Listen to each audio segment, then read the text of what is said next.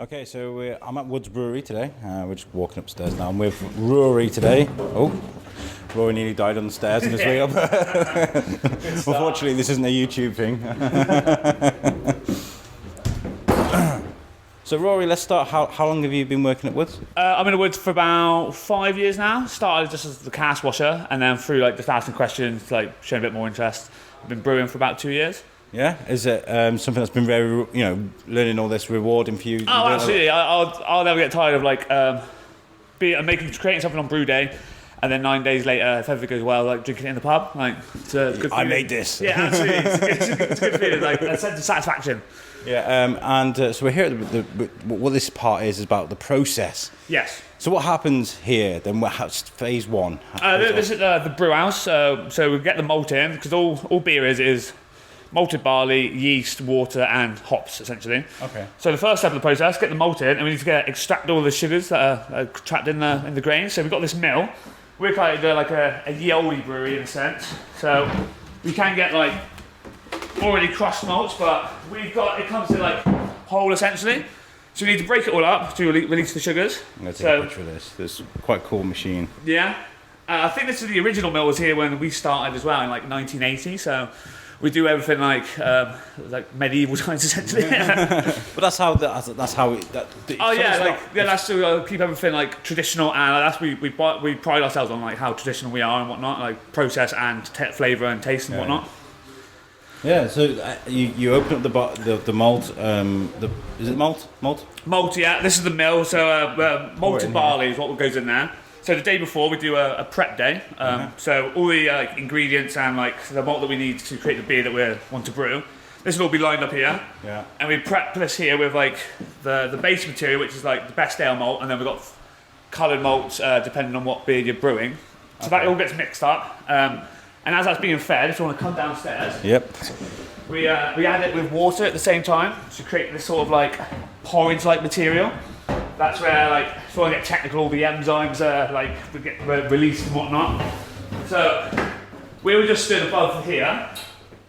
We got this funnel device which we attach to the bottom. That directs it into the mash tun.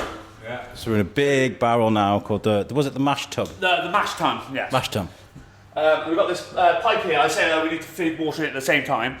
So we attach this funnel. There's the mill, there. You see like these stone rollers. Yeah. So that breaks up the malt, and as they break or like get crushed, this hose feeds the water, so that all collects there. Yeah. The whole milling process takes about half an hour, like on average, sort of thing, and then it sits in there for essentially just to stew and all like to eke out all the juices that we want to turn into alcohol, essentially. Okay. After an hour, it's ready to go. It needs to circulate on itself, like essentially just to, again, like get as much. Just stir it. Yeah. So there's a little tap here that gets collected here, and essentially we just blast it back onto itself, so it hits that metal plate, just to spread it all out. And again, it is just trying to get as much of the juices we want, all the sugars out there, just to then turn to alcohol in the later date. Well, at the later stage even. Yeah. Once we do that, it's ready to go into the copper essentially. The copper is just this massive kettle. That's where all the brewing actually happens. This process takes on average about 2 hours to extract everything. We'll get a reading. We measure it in bricks. There'll be like the peak brick, which is like the potency of the sugars in a way. And we want to get that down to about 1. So after 1, it's no good to us essentially. So that takes about 2 hours. While we're doing that, we're sparging that as well. The sparge arm is like this arm here in the mash tun. So we're essentially, as we're extracting the wort, as it's called at this stage, we're adding water at the same time, sort of thing, so the level of the mash tun doesn't drop. Okay. So if we want to go back upstairs, I'll show you the inside of the copper. Yeah, okay. Like I said, like the copper is just this massive kettle where the actual brewing happens. Is it quite a noisy process then? On brew day it's very hot, like all the steam that's going on, very noisy, all like the equipment and whatnot. So we're opening up the copper. Copper, yeah. I'll just get the light. Wow, it's massive. So yeah, like I said, it's just a massive kettle, as you can see with like the coils around there. Yeah, we did brew yesterday. The first job of the day after brew day is actually manually climbing in there getting a bag and like a shovel and manually digging out the spent hops. Oh no. Other fancier breweries just like it opens up, so you just scrape it out sort of thing. But we climb in there. You do the old-fashioned. Absolutely, again, all traditional and whatnot. As we like it in Woods. So yeah, as it's coming from the mash tun into here, like I said, it takes about 2 hours. Once the wart's over like the coils, it's time to put the steam on, and then it's just a case of monitoring like when it starts to boil. Then. Okay. And then when it does start to boil, that's when you add the hops, and depending on what you're making, what hops go in at like certain times, like depends what flavours you get. Yeah. Like hops are amazing. You can have any like combination of hops, and like depending on like quantity and timing, you can essentially create. Is it like a science making, say, like a Shropshire Lad to a Shropshire Lass? Is there like a science behind it? Yeah, it's more to like obviously the malt that goes in and the hops that are going in, and it's all about timings as well. Yeah. But essentially, you can make. Like the bare like principle of beer is the same for each brew, but it's depending on like what colour you want it or what aromas you want from the hops. That's where like the timing comes in essentially. How often do you guys get it kind of wrong? I mean, like, who did this, man? Like I said, like I've been brewing for about 2 years, and I'll never forget. I got my brew sheet. Like I didn't do the calculation correctly, so I added like I was trying to create a Shropshire Lad, and all I did was like put 2 extra malt bags in, essentially. It was my mistake, human error. But yeah, it was only those 2 bags created a completely different beer. Like, so all of our regular Shropshire Lad drinkers, they would know something was up, essentially. So unfortunately, that beer was like void. So we did try. We were kind of thinking like we said it as something else, but it was a void beer essentially. So I had to take that on the chin essentially. So that essentially took days before you could taste it then, I guess. Yeah, because we had to wait, we had to do the fermentation and whatnot. So I realised a mistake, I think the day after the brew. So we just had to nurture it like we do with every brew, and then wait for like the final outcome to then make a decision sort of thing. So that was gutting, but you live and you learn. You live and you learn, absolutely. So yeah, back to the boil. Once it's in there, just like I said, like depending on like recipe and hops and whatnot, like the brew itself that takes the same amount of time with every beer that we're making. Okay. About an hour and 10 minutes. Yeah. Like I said, with timings and whatnot, depending on what you're making, the hops go in sort of thing. Once that's done, you circulate that again. So it's just a case of opening that tap, circulate it on itself, and then it's time to go to the run. Do the run into the fermentation room. So there's all these pipes all lead to this one thing then, yeah? Oh, this is the water tank, and that's what we use in the water in the morning even. Okay. Ignore that for a second. All these pipe work to go behind. We're going to go to the next room. Okay, so from the copper it goes to the fermentation room. Yeah, right? that's right. Yeah. First, because it's boiling there, so very hot. We need to get that temperature down to about 16 degrees. That's what. When it gets later to when the yeast gets pitched, that's what temperature the yeast likes, sort of thing. So we've got this like heat transfer. So we've got these like plates here. Every other plate is where the wort, the really hot boiling water's going through, and then from the other side, we've got an outdoor tap. This is feeding cold water in. So you can never lose heat or lose energy, but you can transfer it, and then that gets caught in here, so we can use that for the brew the next day, sort of thing. So that'll be already heated, but what's coming out the other end is chilled wort. Okay. And then if you want to follow me in, I'll come from here.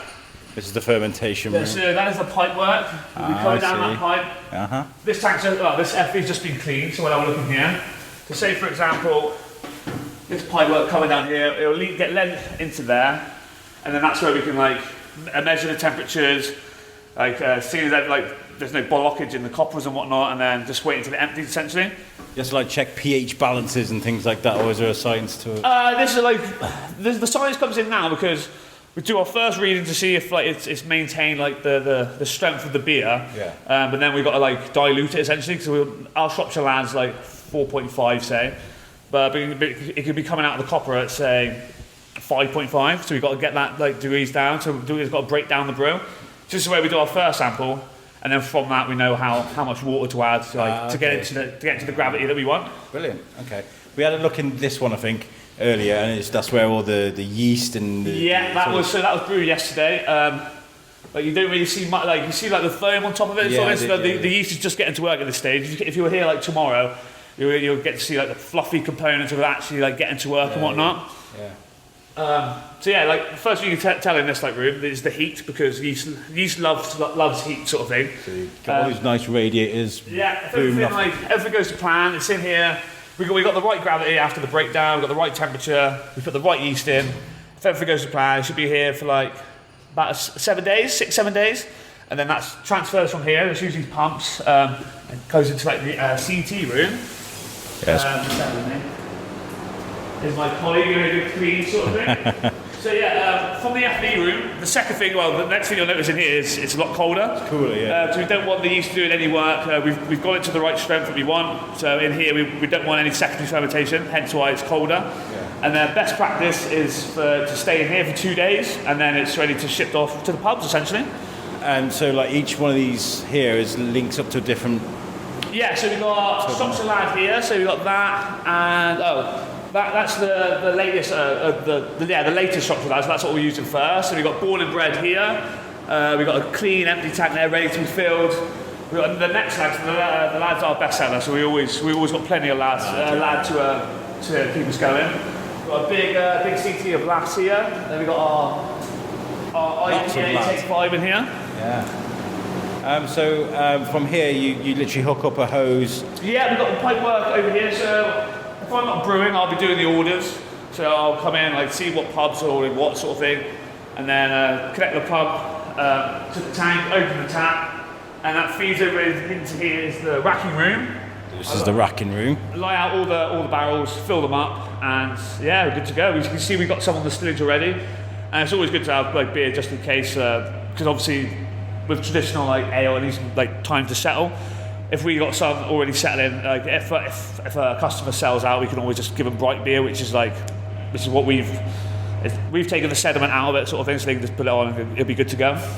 Does it get proper messy in here then? It does, yeah, it does. Especially like when it gets a bit hectic and whatnot. You're spinning a lot of plates. There can be the cardinal sin of spilt beer, sort of thing. But we try and limit. We do try and limit that. So yeah, this is the racking room, and then over here this is like the stock room. So these are all the beer that we've got ready to go, essentially. Lots of bottles here of like I can see Lass there, and your new product, which is the sparkling. Yeah, sparkle. Yeah. So how long do these sit here in the? How long can beer sit in it? Well, in the that's barrel? the thing, because it's such a natural product, and we've got essentially from brew day we've got best practice for the sit in the FV, like I said, like 6-7 days, and then in the CT 2 days. And then from the transfer from FV to CT, we got about 6 weeks. That's our company policy. Okay. So we got, and we don't really like send them, unless the customer knows. We don't like send them beer out which is under 2 weeks life anyway. So essentially, we only got a month, like 4 weeks to sell it. Yeah. And what sort of radius do you deliver to? Because I know like when Shrewsbury. Our core like customers, I'd say about 60 miles from here. Yeah. But then we do have like nationwide deals with Wetherspoons, so like to get us like from all over the country. Oh, brilliant. Okay. Where's the furthest you guys have sent your beer? Is there anybody abroad that really likes a Shropshire? We haven't gone international yet. Keywords yet. But like I say, we go up to Warrington and whatnot. But I suppose the furthest would be like in a Wetherspoons, because like they properly properly expand like our product sort of thing. Oh, it's fascinating. I mean, everybody drinks beer, don't they? And not everybody knows how it's made. I mean, no. I'm like one of these guys. I like a nice IPA. I love my speckled hen, my Shrub, all these sort of beers. But I'm always like, I drink it, but I'm quite ignorant in the fact that it just appears in my glass. Yeah, that's the thing, man. Because like I said, I started just as a cask washer. Yeah. I was always an ale fan, but like yourself, knew nothing about it. So that's like through working here. And just like having the curiosity and whatnot, just asking questions, and then it became an interest and whatnot, and now it's become a passion, essentially. Yeah. Are you guys working on are you working on things all the time? Always new ideas and whatnot, because we always do, we got our core beers that we sell all year round, and then obviously we also got like seasonal, so depending on what sporting event, for example, this year we had Simbin, because obviously we had the Six Nations, so it's always nice to tie in with every like all current events and whatnot, and then make a new beer from that. Oh, brilliant. Okay.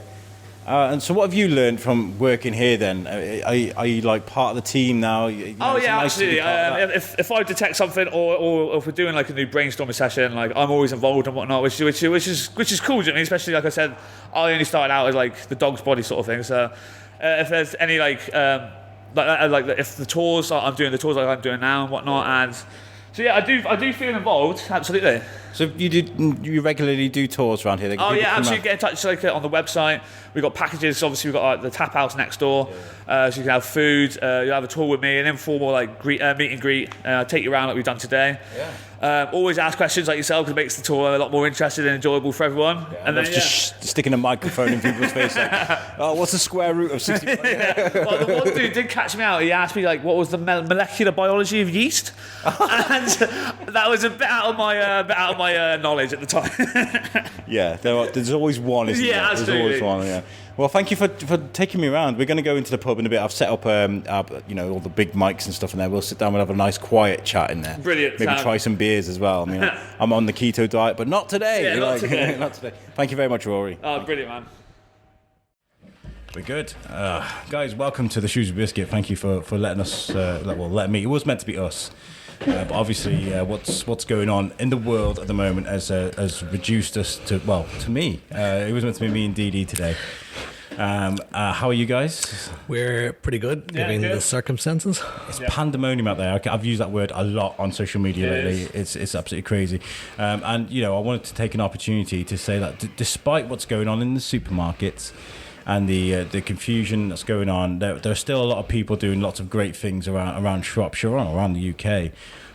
For example, I'm part of there's a lot of people that are part of like groups, schools and things like that. But my kids' class are all part of a WhatsApp group, and there's like lots of parents that are like that there's one that's organising lessons that they can homeschool kids, but on Zoom. It's a bit like Skype, so everybody can sort of join in and do like homeschooling over the internet, cool.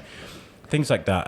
There's Facebook groups that are sharing where baby food and things are available, because like people are mass buying all the baby powder and things like that. So anybody that's doing anything positive like that during this difficult time, I just want to say well done. Yeah, bravo. Yeah, absolutely. We have one of our pubs is in a village in Church Eaton in Stafford, and other than the pub there's no other business in the town, so the pub manager and with a couple of other locals have got together to offer a service to deliver food to people who are being impacted because there's no store within a couple of miles. Yeah, get some hampers together and help people out, because there was that really heartbreaking picture of the old it was like in Sainsbury's or something. There's an old guy looking at his list and his shelves are all empty, and I was just like, oh my god, that's the impact. That Absolutely. Is the impact, Needless pan buying, essentially. Exactly. But there are some people, obviously, that are trying to help. Like Seven Social in Shrewsbury, for example, they sell food. They realise they've had to close their restaurant, so they opened a drive-through.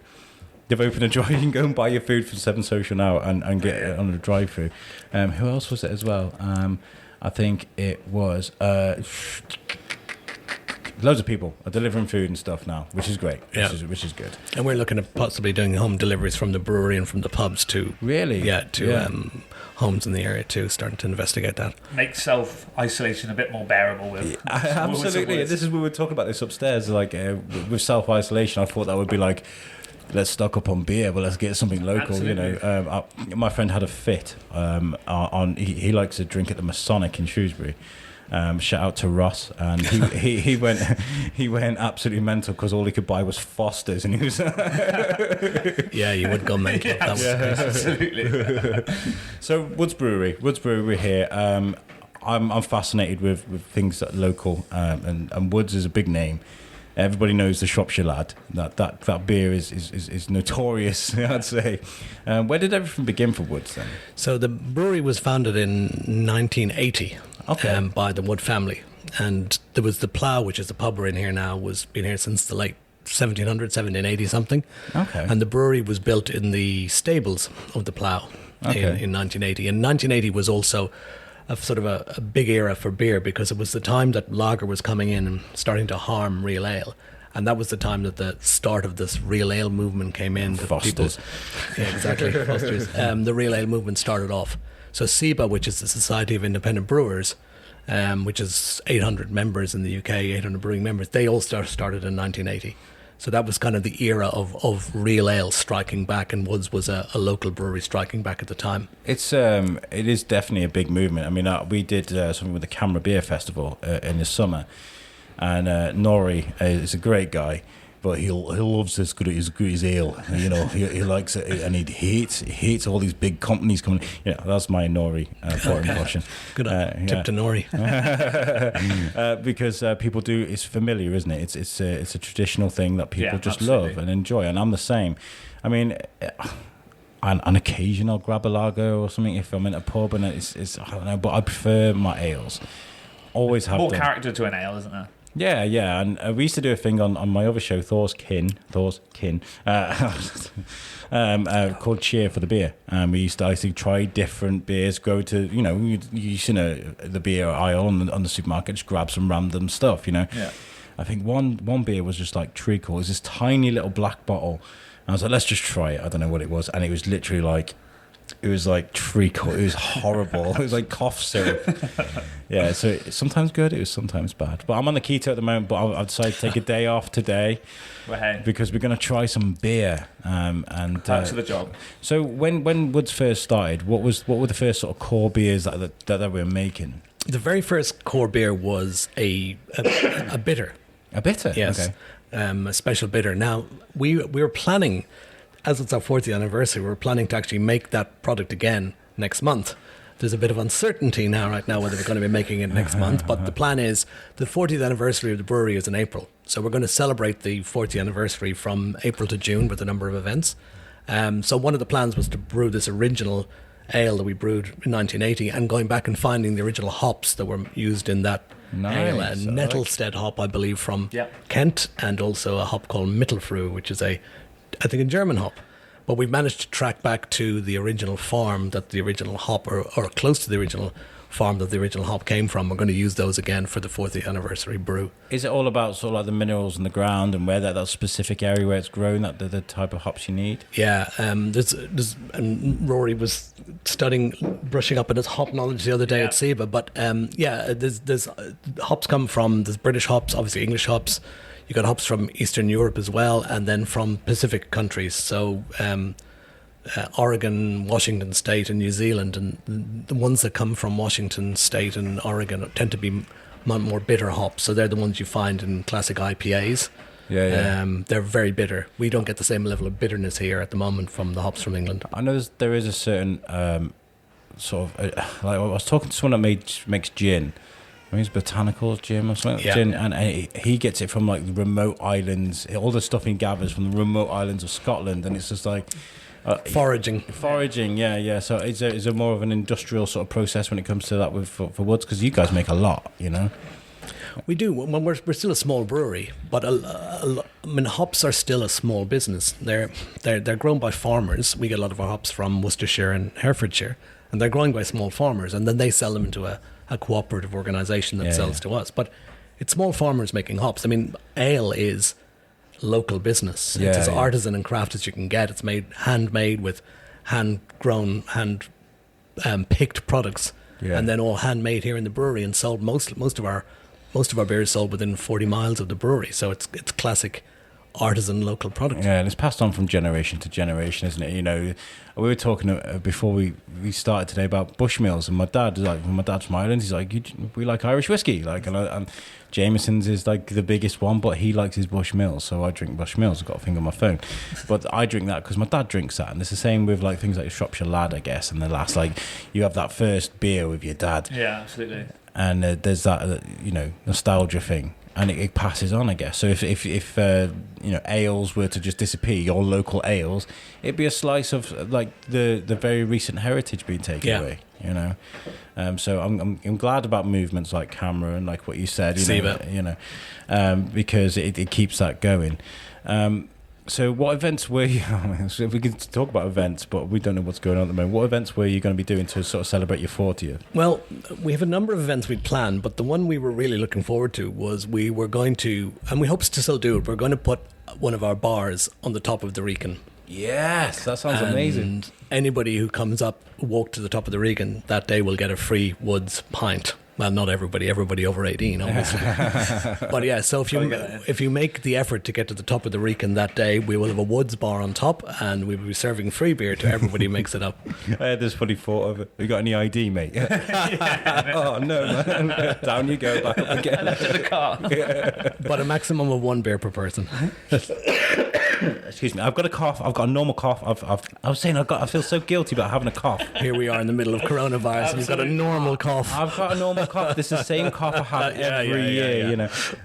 So I'm like, "Ugh, sorry, I'm not killing everybody. It's fine.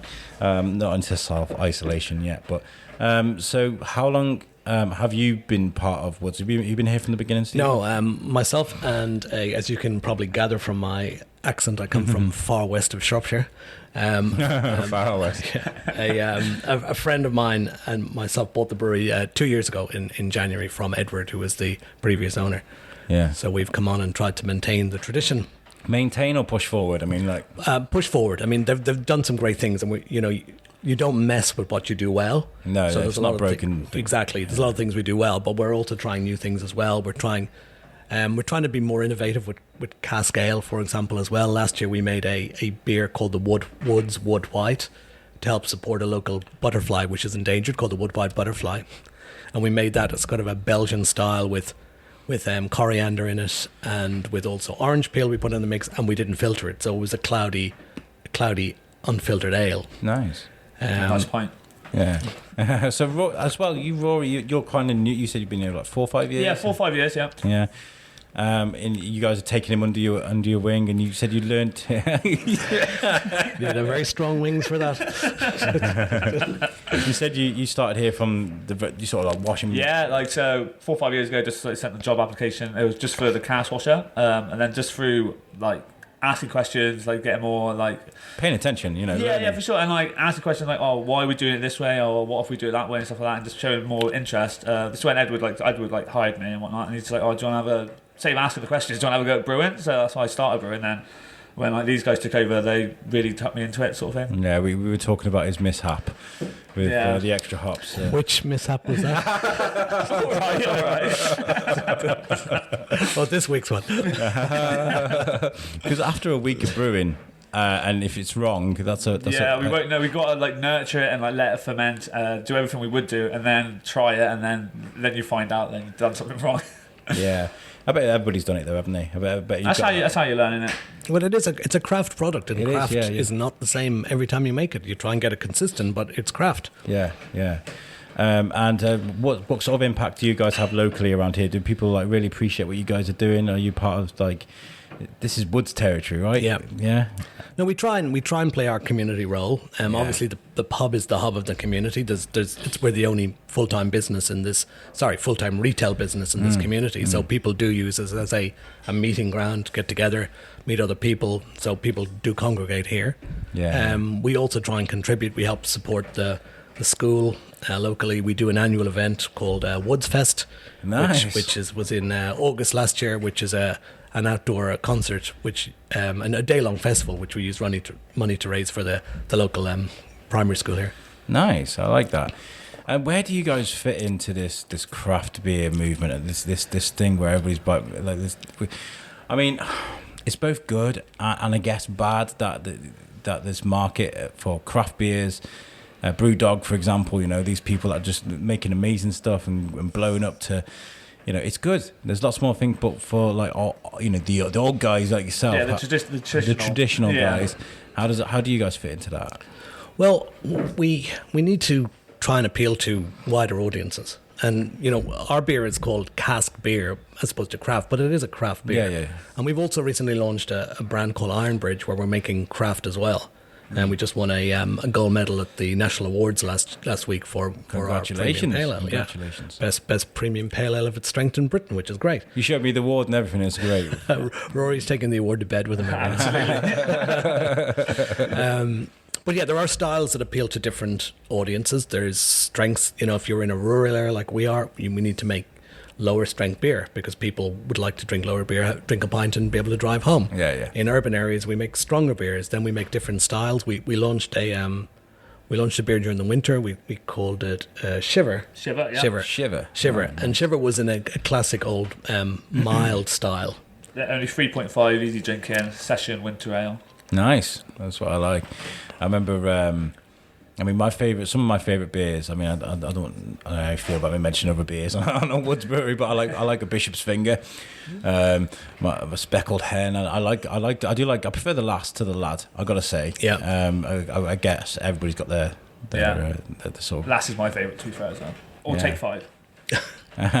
Yeah, Lad is more traditional. It's kind of a bitter style. It's maltier. It's dark. Appeals to certain people. And Last, which is hoppier and more fragrant, appeals to other people. Yeah, hopefully there's a beer for everybody. Yeah, and I take it you guys like how do you build up towards it? Things like Oktoberfest that Shropshire Festival's put on. I guess that's like a big event for you guys. It is huge, yeah. Yeah, you make busy weekends.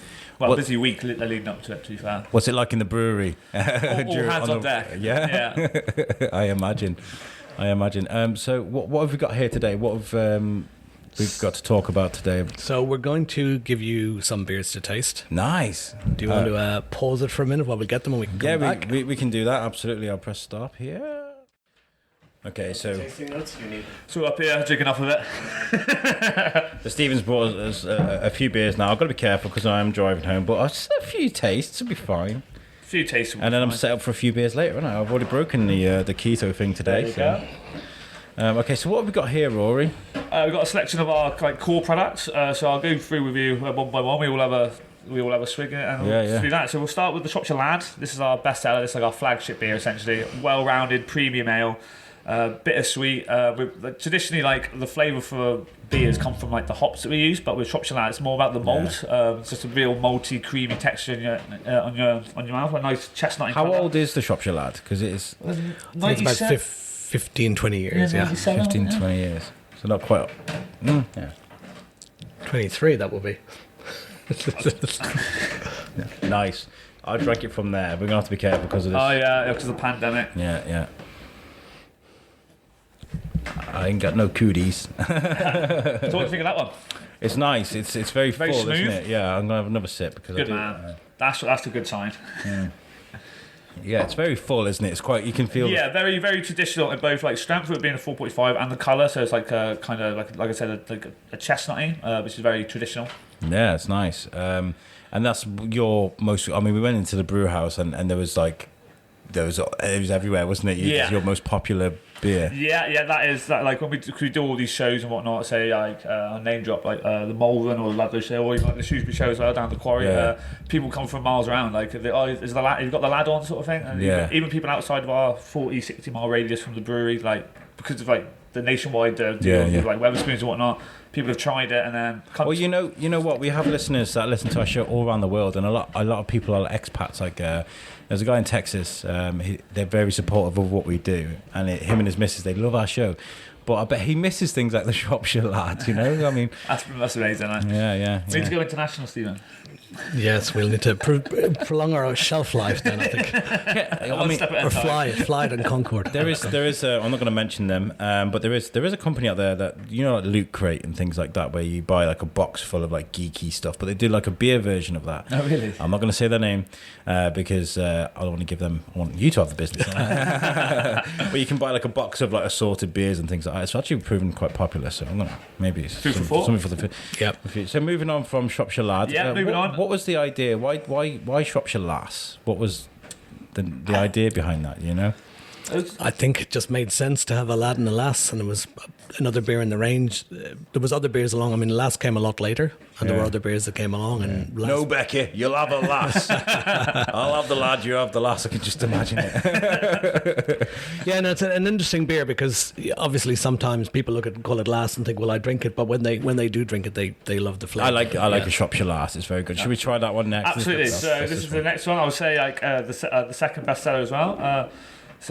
One of my favourites as well. You see, like it's a good blonde, like a good Shropshire Lad should be, but easy drinking, 4%.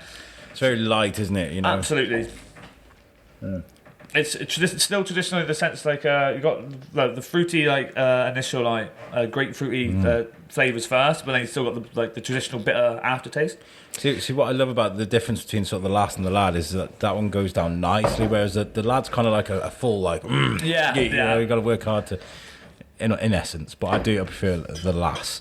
I'm going to say something terrible, but when we talked about Foster's earlier on, but when people come to, when we're at a show, whether it's Malvern or Oktoberfest or Ludlow Food Festival or something, people come along to our stand and they say, do you have lager? Yeah. And we go, no, we don't have lager. And they say, well, what do you have that's like lager?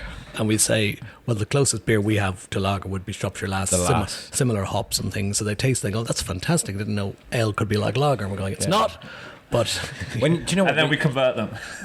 When you go from sort of drinking ale and then you start drinking lager, it's hard to get over how gassy it actually is, isn't it? Like with the Lass, I mean, you got best of both worlds there, haven't you? You've got that sort of nice taste, but you're not every time you take a swig, like, you know, it's really good. Yeah, when I drink kegged products in pubs, I ask them to put them in ale glasses so they don't have the nucleation at the bottom of the. What's the difference between a normal pint glass and an ale glass? Well, beer that serves keg beer, particularly lager, they have this thing called nucleation at the bottom of the glass, which is these dots. Keep the bubbles going. Which keeps the bubbles going, and it really adds, when you see something like a Stella or one of those beers, you can see all the bubbles going through it. Yeah. Whereas our glasses, because we've got natural, any sort of fizz, as we call it in our beer, comes from secondary fermentation of yeast.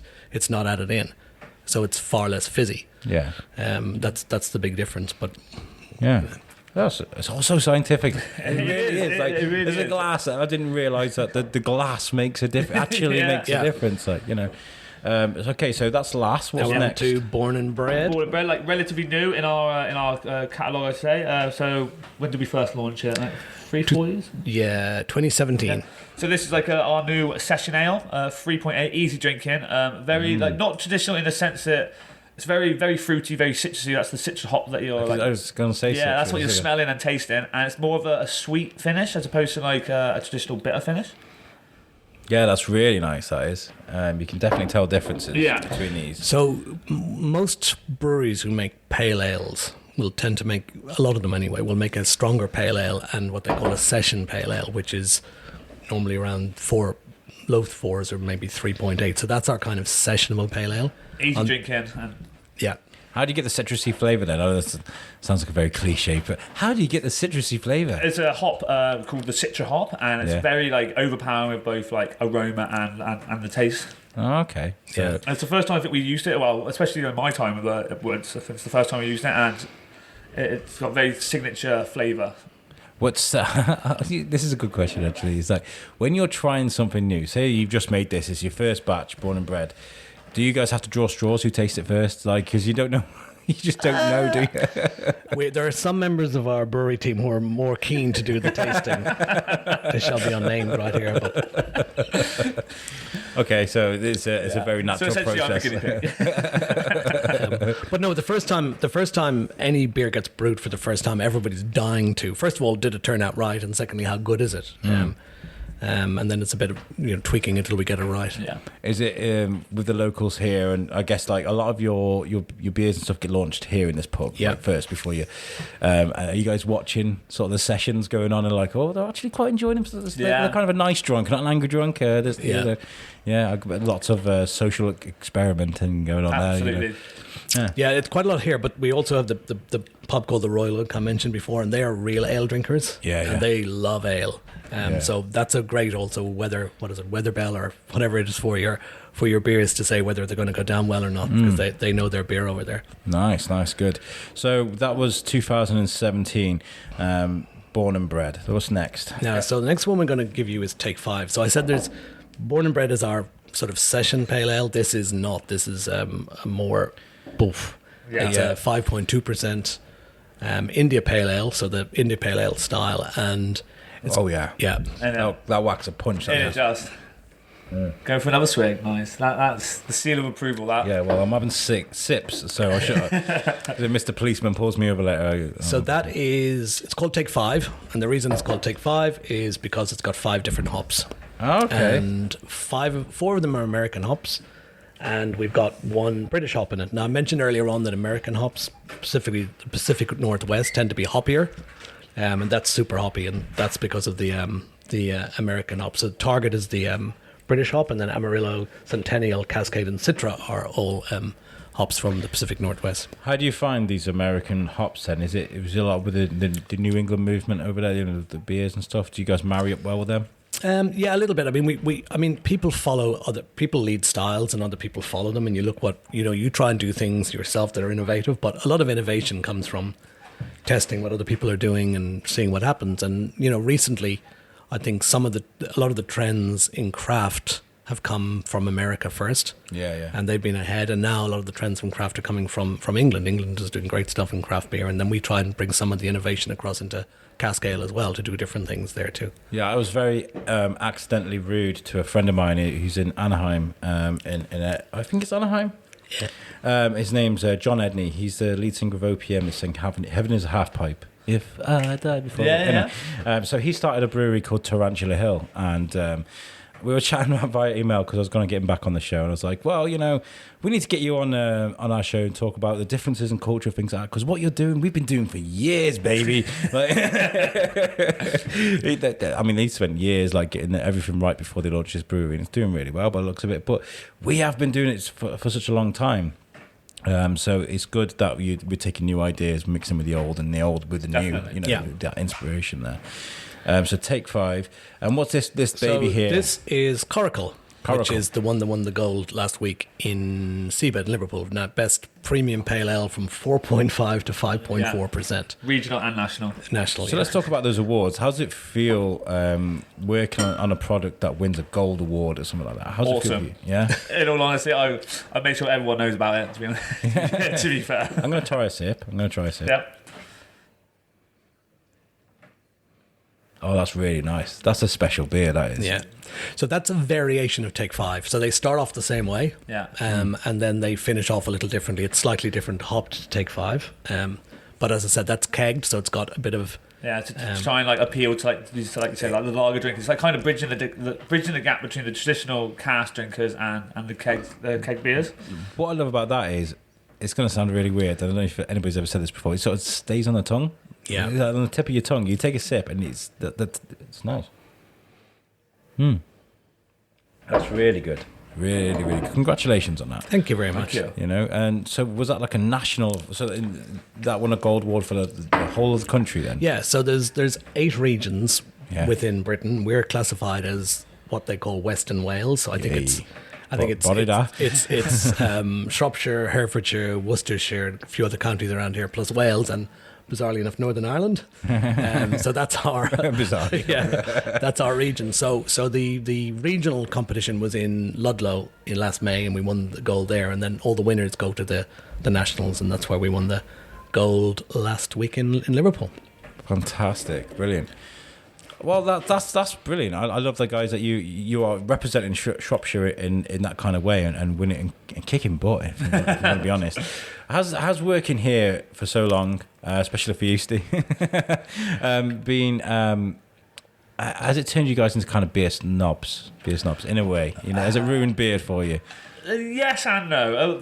I describe myself as a beer connoisseur now. Do you know what I mean? But I don't get snobby, but I do find myself going to I've always been a beer fan. So if I'm somewhere I haven't been before, I'll always try a beer that I haven't tried. But now I find myself detecting things that I wouldn't have detected before, sort of thing. Yeah. Like with clarity or the aroma and stuff like that. So I have thought about it more, absolutely. So yeah. What about you? Well, I think we kind of, to use you mentioned Bushmills earlier on, and I worked for Jameson for a while, and kind of one of the mottos in Jameson was serious in the making but not in the drinking. Yeah. And we take it very seriously. We want to make the best beer possible, but when we make the beer, we want people to enjoy it, and we don't want to be snobs. We want to open it up to more people. Yeah. So, for example, we need to recruit more young people to drink ale. It's not as common for young people. It's coming, man. That's coming, it's big. And big. Also, women don't drink as much ale. Now, we saw some figures last week which said last year only 6% of women drank beer more than once a week, and now this year it's up to 11%. So that's a good growth. But still, when you look at it, 90% of women... it's all about beer. Gin at the moment, isn't it? Gin. So we can't afford to be snobs. We've got to open it up and make it accessible to people. And a bit like wine did, I guess, in the 90s, where they told people, to be snobby about wine, and wine works with different people in different ways, and it's about enjoying it. And it's not how much you know, it's how much you like it. That's really important. And I'm not allowed to say anything bad about gin because our sponsors are Gin Different. So gin is good for one thing, and I guess beer is good for another. But you guys are making a great new product that we were talking about. Can we talk about your new product? Oh, yes. Yeah. We're making a thing called a hard seltzer. Hard seltzer. Hard seltzer. So hard seltzer is something that's been very, very popular in the United States the last few years, and it's grown like crazy. And it's gone from nothing in 2015 now to taking about 3 to 4% of the beer market. Wow. And it's coming here now. So we're launching a product here at the end of this month. It's going. The brand is called Sparkle.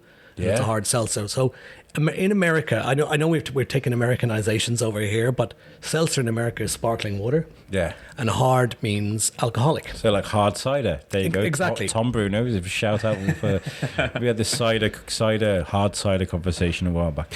Yeah, makes sense. So it's made from, it's effectively alcoholic sparkling water, and we're rolling it. It's clear, it's gluten free. It's low calorie, it's low carb, it's no sugar, and we're rolling it out nationally in towards the end of this month. But it's coming. It's going to be huge this summer. A lot of big brands. I mean, I found a drink. I mean, I drink whiskey anyway when I'm on keto. I can sit and drink. You can get ginger ale that's like sugar free, and you can drink it with your whiskey, and it's lazy keto, but it's still keto. So I've found a drink now that I can drink with my buddies whilst on the podcast. That's actually great. So Sparkle for me is right where I need it to be. You know, maybe we can sponsor your podcast too. Then you can. Yeah. Well, I was going to ask you actually, what's the Wi-Fi like here? Because I want to bring Tom on a laptop here. We can set up and we can do something for you, so I can talk about the differences in British and UK and US beer and stuff. So Sparkle is going to be out next. So is that going to go straight to the shops, or is it just going to be in pubs exclusively? Well, the intention, it's rolling out through Morrison's nationally on the 30th of March. Nice. Our plan was also to put into pubs as well at the same time, but that plan maybe have to delayed for a period of time. It's probably not the best time to be. I mean, pubs are under fire at the moment, and they're under pressure. They're losing their customers because people have been advised to stay away. Yeah. So I think launching a new product into a pub right now may not be the right time. You want to hit the ground running, don't you? Yeah. You know, and it's probably, you know, amongst the noise of what's going on with this COVID-19 thing, you don't want to be drowned out by that. So it makes absolute perfect sense. Yeah, but it's available for people to take home and drink in self-isolation from the 30th of March from Morrison's. So where do you guys distribute? We're talking about the radius of what you guys. So you said sort of 60 miles from well, our core customers, yeah. But obviously we've got like nationwide deals with like Weatherspoons and things like that. So is Sparkle going to follow the same thing, or are you going to try and attack the nationwide? No, Sparkle will be wider distributed. I mean, it's not craft, it's not handmade. It's only in bottles, so we can sell it wider. I mean, our bottles go further. We're in Morrison's, we're in Sainsbury's further, but we're talking about our cask ale only goes within, say, we deliver direct within 60 miles of the brewery, and then through wholesalers a bit further. I'm just looking at it now. It's going to catch like wildfire. This is Sparkle. I think it's hard water. You know, it's keto friendly. It's low fat. It's gonna blow up. That is. Can you like match the scale of something like that with? Because you've got a small brewery there. I mean, Can you? Well, the challenge for us, some of it we're bringing in to put it together. It's very hard to predict at this stage how much we need to make. So you've got to balance between how much of the product you make versus how much you're going to sell. We'll probably find out come the end of March whether we've made the right amount or not.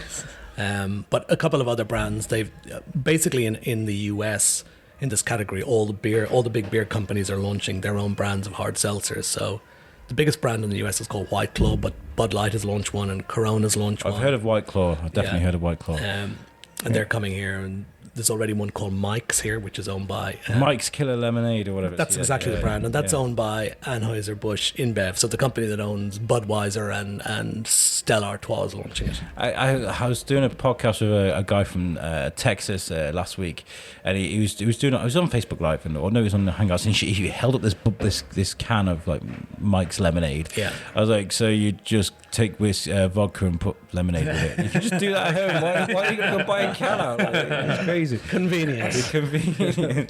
I don't know.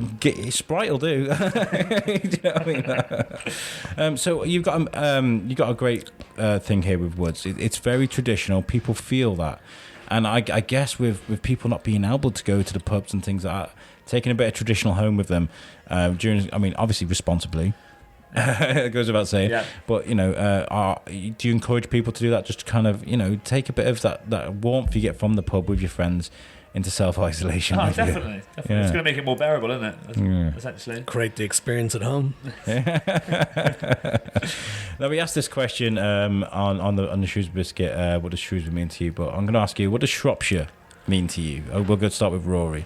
I'm Shropshire born and bred. Like I'm 26. I lived here all my life, so Shropshire is a bit of me essentially. So I'm very proud about coming from Shropshire and like being part of like the community. Yeah. Like Woods are as well.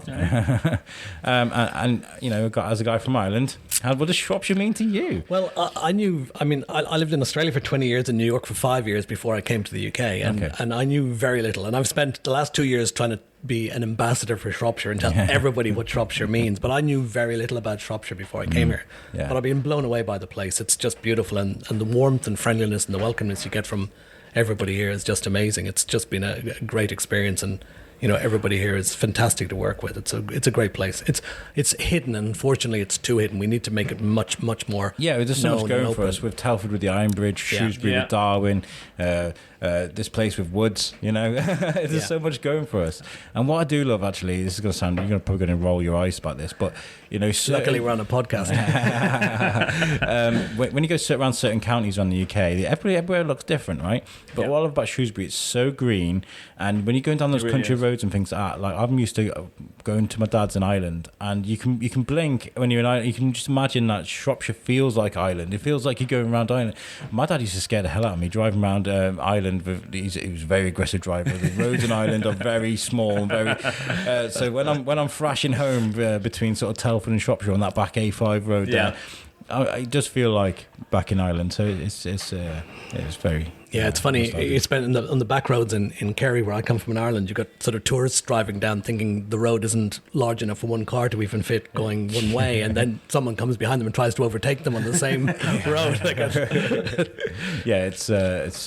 It's nice. How were you guys affected by the floods when the floods were going on? Are you close to any water here? We were lucky. Our premises wasn't, and our pubs weren't either, but a lot of our customers were, and particularly in Shrewsbury and Ironbridge and Bridge North. So a number of our customers were very, very badly affected by the floods. It just seems like it's been tough. I mean, we're talking about 2020 being like the end of the world. It really has. It's been floods. It's been it's been crazy. Anyway, thank you very much for doing this. Thank you. You've invited me. Well, we've done this today. We've gone around the brewery. You've given me free beer, which means we're friends for life. And this has been really good. I've really enjoyed chatting to you. So thank you very much. Thank you. Come back soon. Yeah, thank you. I want to give a shout out to our sponsors at Gin Different. They've got a great bar on top of the Market Hall in Shrewsbury.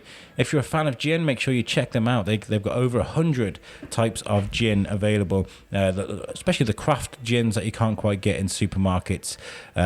So make sure you give them a shout. They're on Facebook, Instagram, Twitter and stuff. So look for them and follow them. Give them some support. And especially during these difficult times, where people can't go out to the bars, and if there's a bottle of gin that you want to take home for you in your isolation little bubble, I'm pretty sure they can get that bottle for you. So make sure you drop them a line if there's something you need. And thank you very much again, chaps. Thank you. This has been great. Thank you. Peace out, guys.